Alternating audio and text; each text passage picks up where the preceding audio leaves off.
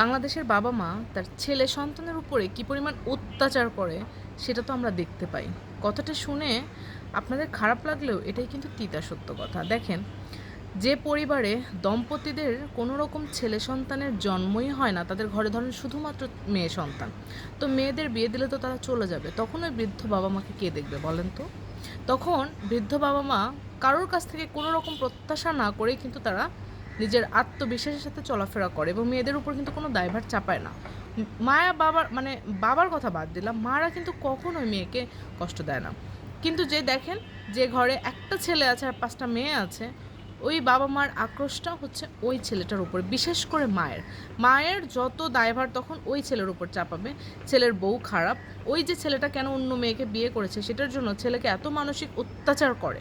আচ্ছা, আপনার যদি ওই ছেলেটা না হতো তাহলে আপনাকে কে দেখভাল করতো? তাহলে আপনিও আপনার ছেলেকে বিয়ের পর একটু আলাদা সংসার করতে দেন না।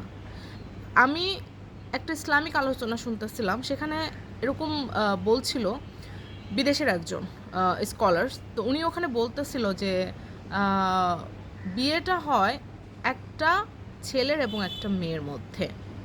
বিয়েটা কিন্তু দুজন মানুষের সম্পর্ক, 10 জনের না। কারণ ওই দুজন মানুষ যখন একসাথে থাকে, এই যে যখন একটা ছেলে একটা মেয়ের প্রেমে পড়ে, তখন কি দেখছেন যে ওই ছেলেটা ওই মেয়েটার কোনো দোষ খুঁজে পায়? ওই মেয়েটা ওই ছেলেটার কোনো দোষ খুঁজে পায় না।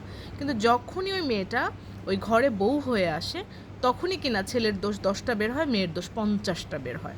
কিন্তু ওটা যদি ছেলে না হয়ে মেয়ে হতো আর অন্যের ঘরে চলে যেত, বাবা মা কিন্তু তাকে কোনো রকম তার দোষ চোখেই পড়তো না।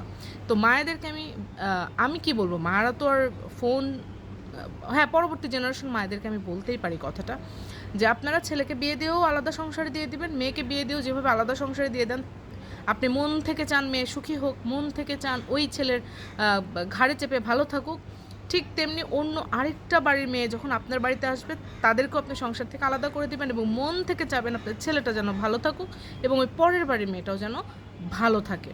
এভাবে ছেলেদেরকে মানসিক অত্যাচার করবেন না। বেশিরভাগ মায়েরা কি করে জানেন, প্রথমে ছেলেদেরকে মানসিক অত্যাচারের জায়গা তৈরি করে এবং ওই ছেলেকে, না তুই তো আমাকে এখনো আর দেখিস না, বিয়ের পর তুই যেন কেমন বদলে গেছিস, এত ন্যাকামি কথাবার্তা না বলে ছেলের সাথে মেয়ের মতো, ওই যে আপনার মেয়ে বিয়ে দিচ্ছেন, মেয়ে চলে গেছে, মেয়ের প্রতি আপনার দায়বদ্ধতা নাই, ছেলে সন্তানটাও কিন্তু একই রকম। তারপরে দেখবেন ওই ছেলে আপনার প্রতি মানবিকতা দেখাবে, আপনাকে অনেক ভালোবাসবে। যদি অতটুকু পেতে চান তাহলে এখন থেকে ছেলে আর ছেলের বউকে একটু সংসার করতে দিন।